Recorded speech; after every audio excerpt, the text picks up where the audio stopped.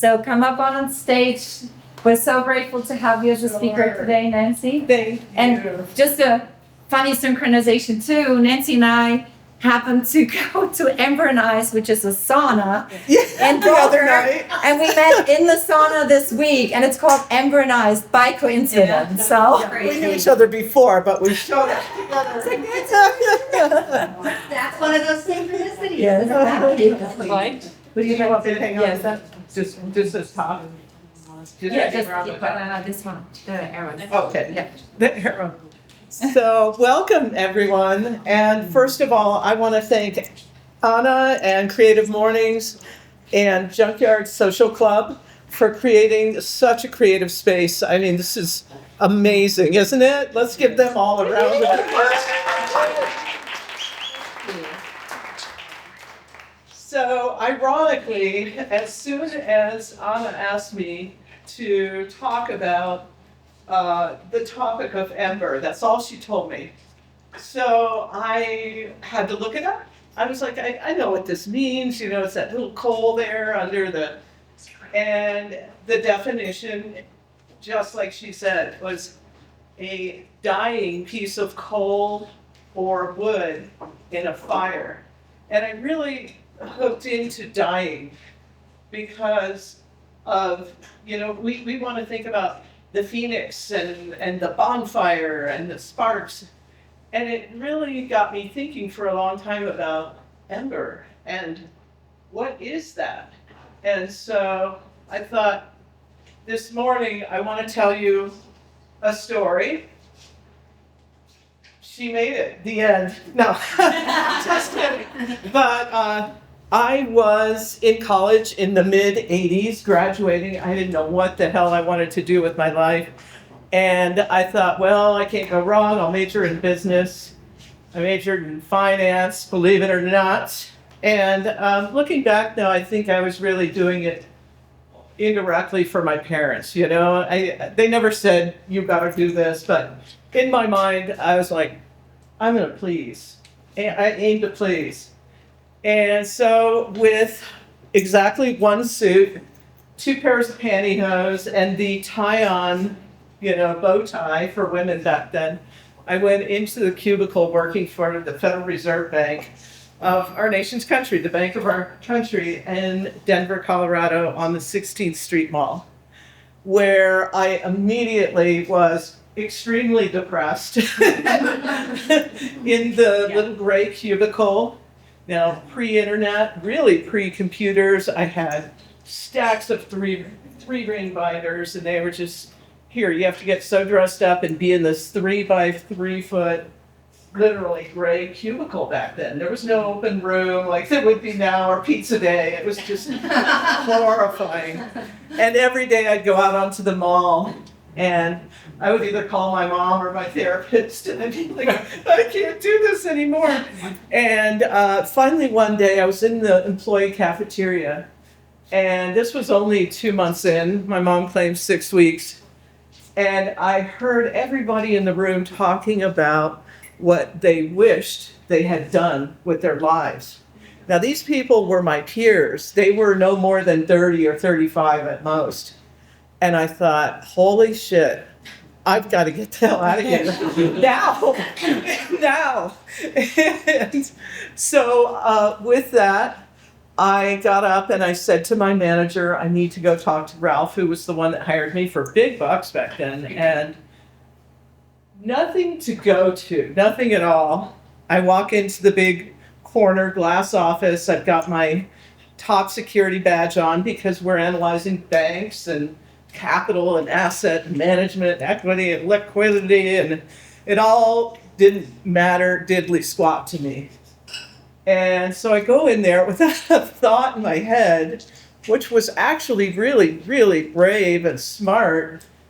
I thought it was really dumb at the time, but I didn't let anything like, oh, the money is good, oh, I'm going to buy a house and the 401k is good. I just went in there and I said, you know, I'm really sorry to have cost you money so far, but I can't go to DC and do all this training. This is just not for me. And he was convinced I was overwhelmed with the work, and I said, no, I'm not overwhelmed. I know this is not for me.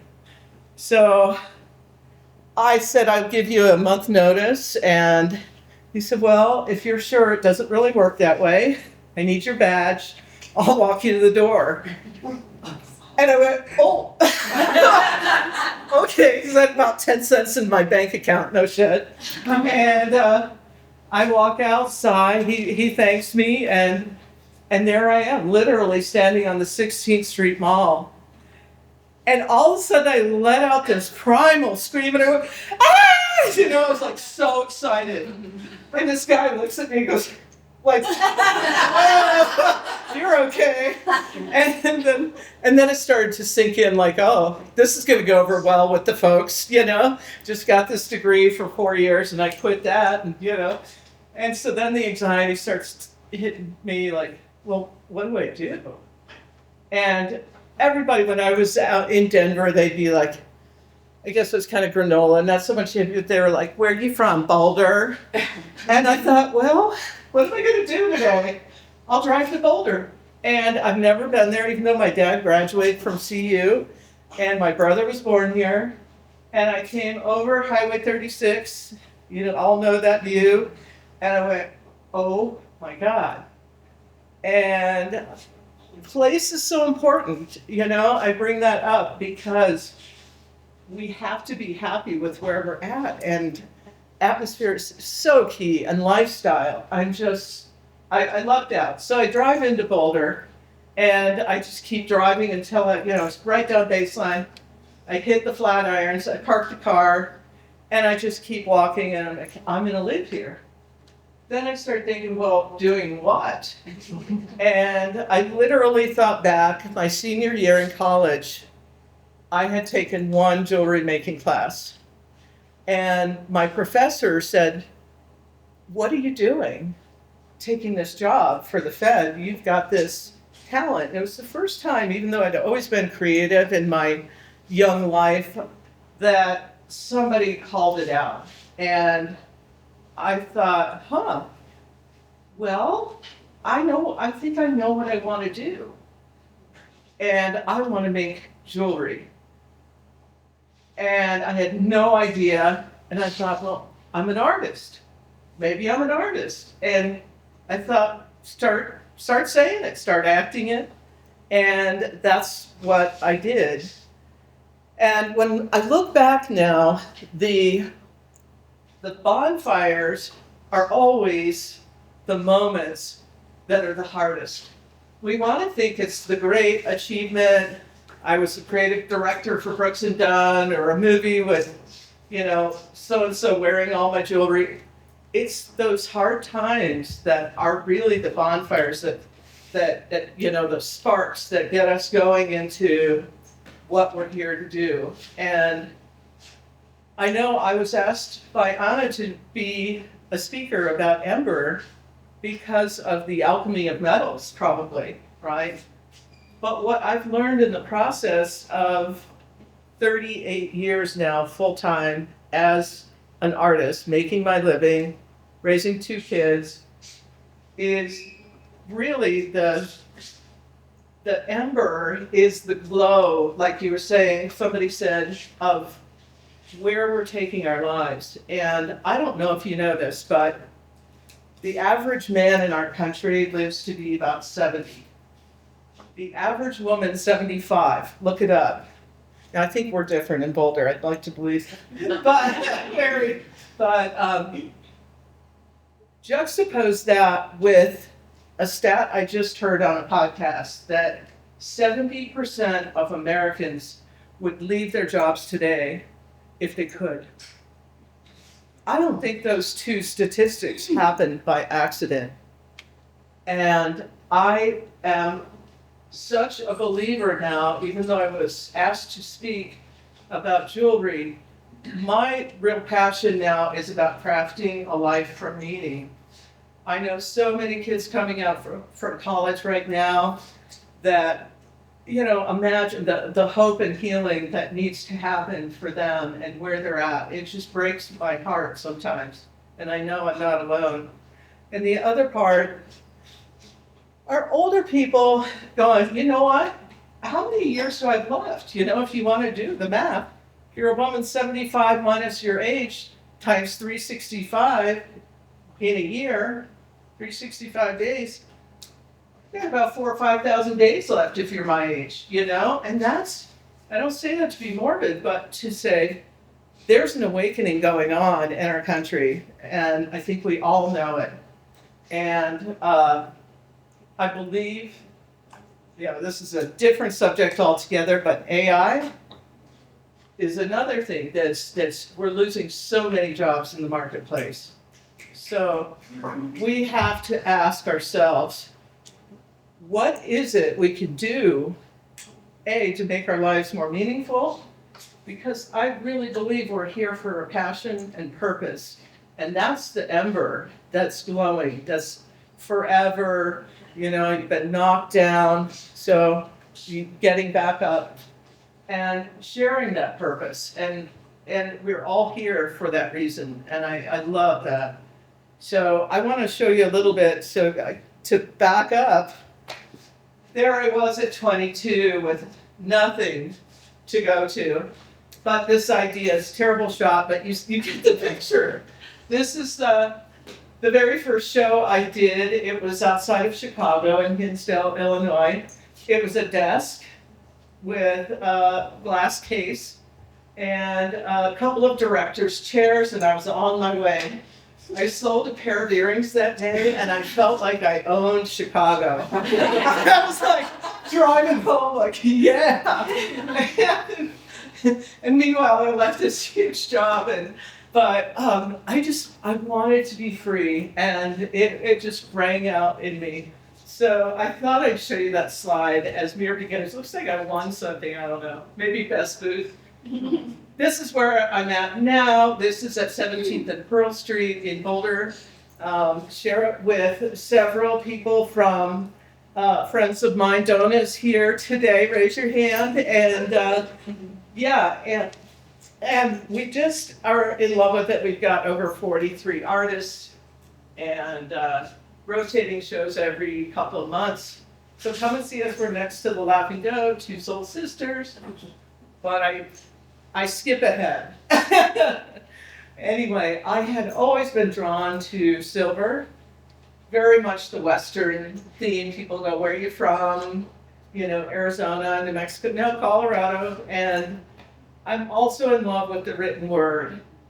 So I call my pieces wearable shrines of intention, because they're little journal entries of where I am going or what I need to hear. In the beginning, it's interesting. I've been kind of looking at, here's the latest one, no keys. And that's on a little Cupid doll, ceramic head doll with the bone skull. This is an actual ironing board. I love doing big found object pieces. They fit in great here. So I began collecting equipment. I had no money. I'd go to yard sales. I would buy shears. I would buy an anvil. I'd talk to these old farmers, and it was so interesting. And in that, here's some more latest ones. Forgive yourself. Her trust was not on the branch, but her wings. Stay close. There's definitely a theme in my work these days, which is about hope and healing and going for it. And when I think back on the older pieces, they were more like feeling small today, where I would take two old tintypes, like a child's head on an old woman's body, and one that says learning to fly, another one, claim your soul. I was really seeking, and I still am, but now it's much more empowered, trust your wings. And with that comes so many branches. When you begin doing what you love, right? From that, so many pathways. And one of them, the most, is sharing it with people, sharing creativity, sharing the studio. I'm going to Africa in the fall to see Joan. She created a girls' foundation after her best friend died at 13 in childbirth. to a 65-year-old man.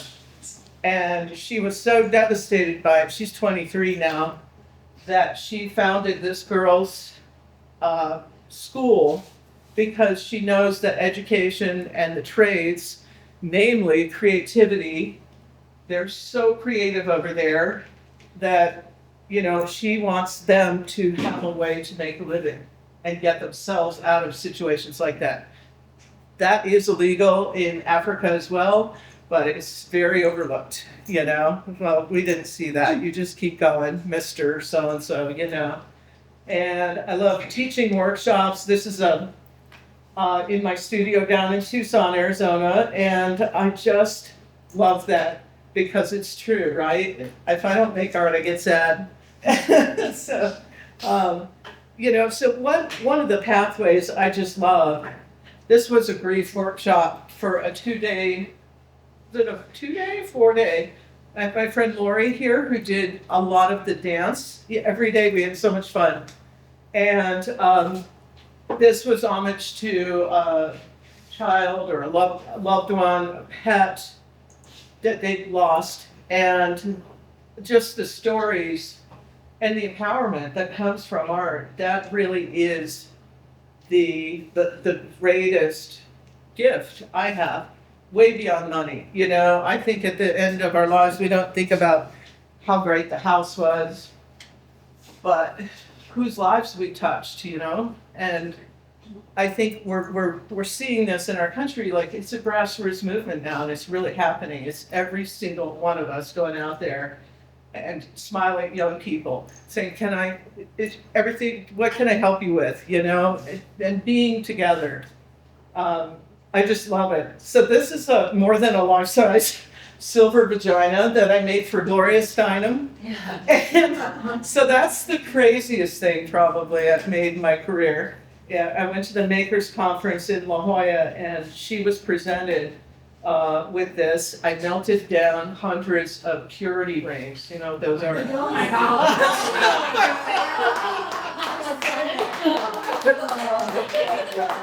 And she's a rock star in her leather jeans at 84 in that picture. She's even older now. And she loved it. She said it's on her mantle. Yeah. And, so who knew walking out of the Fed that day that it would lead to all these things, these incredible experiences and relationships, and not just famous people, but everyday people too. But Ricky Lee Jones, next to on the right, she's at Jazz Fest in my booth there. Just incredible. And then we got this slutty picture of Tom Cruise. And I don't know if you saw the 80s rock opera. What's it called? I'm blanking right now. But he wore all the jewelry, and Alec Baldwin. This was the belt he wore, and it was a big concha belt. So Warner Brothers actually called me, Rock of Ages, sorry, is the name, and don't watch it for any kind of intellectual. Watch it for the jewelry. I went to the Boulder theater, or a theater in Boulder with 9 other girlfriends. And every time they did a close-up of his crotch with the buckle, we'd all scream. And I think they all thought he was so hot. I tell people that's the closest I've ever got to his crotch. Anyway, when Warner Brothers called me, they said, well, this is a rock opera, blah, blah, blah. Could you come up with some jewelry? And I said, sure. When do you need it by? They go, tomorrow. And they meant it. You hear that about the film industry. Well, it's true. And so I stayed up all night. And I started thinking about Jim Morrison. And he was the inspiration for that. As soon as I overnighted everything, they were like, hell yeah. And so he kept breaking it. They were renting all the jewelry. Believe it or not, they rent jewelry. And then they called me one day and they said, he'd like to buy that. He keep fixing it, and this is so special to him that he's going to keep it because it really got him into character for this. So anyway, that was super fun. Another pathway this amazing ride has taken me is, no pun intended. So I bought a vintage Airstream about 17 years ago now, way before it was like the thing. And she's a 1974 Airstream Ambassador. Bought it for $2,000 in the middle of Oklahoma. I had no idea what I was doing. I'd never driven an RV in my freaking life. But I had this idea to go around the country and interview creatives. And it's still ongoing and pitching it now. But Art Saves is my motto because without it, I think I'd be gone by now, whether it was high school, moving around, things that happened. Like at one point in my life, I went through a terrible breakout. Everything had gone wrong, except the dog didn't die. It was like a bad country music song, you know?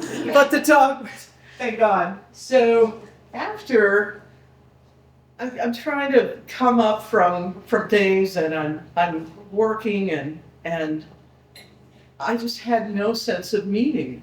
And if I was ever clinically depressed, it was then. I shut my business down. All the boxes were in the garage. Sweet Bird was done. And I was pissed off and sad, and I put together a resume.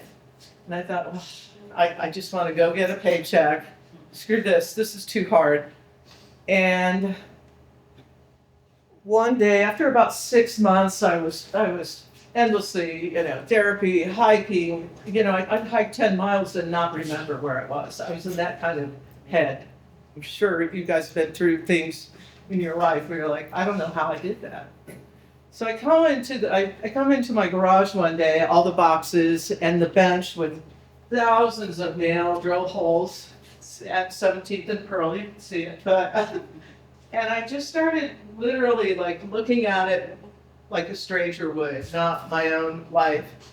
And one thing led to another, and I started opening boxes. And I started digging through all my found objects. And 6 hours later, which felt like 6 minutes, when you're in the middle of something so creative, and you're like, I can't believe 6 hours have gone by. And I walk out into the sun, and there's this belt buckle, first I'd ever made, and it had Our Lady of Guadalupe on it, and it had on the banner, Release the Vision. And I literally, it sounds woo-woo, but I do not know where that came from. And I was not religious, or very spiritual now, much more so from all the art over the years. That's for another talk. But I walked out and I said, release the vision? Release the vision? And I thought, what is this? So I walk in the house, I literally ripped up the resumes, I threw them away, and I got back to work. But this time it was different. This time I was in charge, and I went, you're going to create everything in your life from meaning. And I called my mom, and I said, I'm going to make $1 million this year. I'm setting the bar high. And she goes, good for you. You go for it. Well, we grossed $1 million that year. And I had 12 people. It's working like a dog. We had Sundance catalog, all these catalogs, all these wholesale accounts. And it was literally, that to me was taking that ember that was still in there, in that garage when I started creating, into this bonfire. And to this day, I'm so proud of that because I didn't lose my house. It was during 08, 09 recession too. And I had a huge mortgage. And that was the motivator, really. I always say hunger is the strongest motivator because I'll be damned if I was going to lose that house and go bankrupt. And so I knew I had to go for it. And I can't tell you the pride of doing something on your own. So if any of you are considering taking that leap and doing something else that has meaning, more meaning in your life, gotta do it. We don't have that much time. And so this is still, whoops. Oh, I thought we had more jewelry. No? Anyway, I really feel that from the fire, I love talking about, the phoenix rising. I do a lot of that with my work. But I love this quote, "You will rise from the ashes, but the burning comes first. For this, darling, you must be brave." And that is my message to all of you today, is like, let's dig inside what is within. And I teach a class called Release the Vision. It's going to be a 2-day class because a lot of people are like, well, I get that. That's obvious. How do I access that more without being vague, right? So that is what spurs me the most in teaching, but I do it through creativity. It's through collage and paint and metalsmithing and collecting things that are near and dear to your heart so that you can access what that is for you. It may not be jewelry making at all. It might be, I want to go work at a winery. That's my dream. I want to live in Sonoma. And I want to, whatever that dream is. Because being an artist is not so much about visual or musical. It's about creating a life you love, because we're all artists of our lives. And that's where we will never compare to AI. They will never compare to us, I shall say, because that heart and that ember that's glowing. So I'm going to open it up to any questions, but first I want to read you one of my all-time favorite poems. It's called The Invitation by Oriah Mountain Dreamer. And apparently she's Canadian. She was at a dinner party one night, and she was so sick of the surface talk and the small talk, and she went home. She was really just troubled by it. And so she wrote this poem, and it's amazing. The Invitation. It doesn't interest me what you do for a living. I want to know what you ache for, and if you dare to dream meeting your heart's longing. It doesn't interest me how old you are. I want to know if you will risk looking like a fool for love, for your dream, for the adventure of being alive. It doesn't interest me what planets are squaring your moon. I want to know if you've touched the center of your own sorrow, if you've been opened by life's betrayals, or have become shriveled and closed from fear of further pain. I want to know if you can sit with pain, mine or your own, without moving to hide it or fade it or fix it. I want to know if you can be with joy, mine or your own, if you can dance with wildness and let the ecstasy fill you to the tips of your fingers and toes without cautioning us to be careful, be realistic, remember the limitations of being human. It doesn't interest me if the story you were telling me is true. I want to know if you can disappoint another to be true to yourself. If you can bear the accusation of betrayal and not betray your own soul, if you can be faithless and therefore trustworthy. I want to know if you can see beauty even when it's not pretty every day, and if you can source your own life from its presence. I want to know if you can live with failure, yours or mine, and still stand at the edge of the lake and shout to the silver of the full moon, yes! It doesn't interest me to know where you live or how much money you have. I want to know if you can get up after the night of grief and despair, weary and bruised to the bone, and do what needs to be done to feed the children. It doesn't interest me who you know or how you came to be here. I want to know if you will stand in the center of the fire with me and not shrink back. It doesn't interest me where or what or with whom you have studied. I want to know what sustains you from the inside when all else falls away. I want to know if you can be alone with yourself and truly like the company you keep in the empty moments.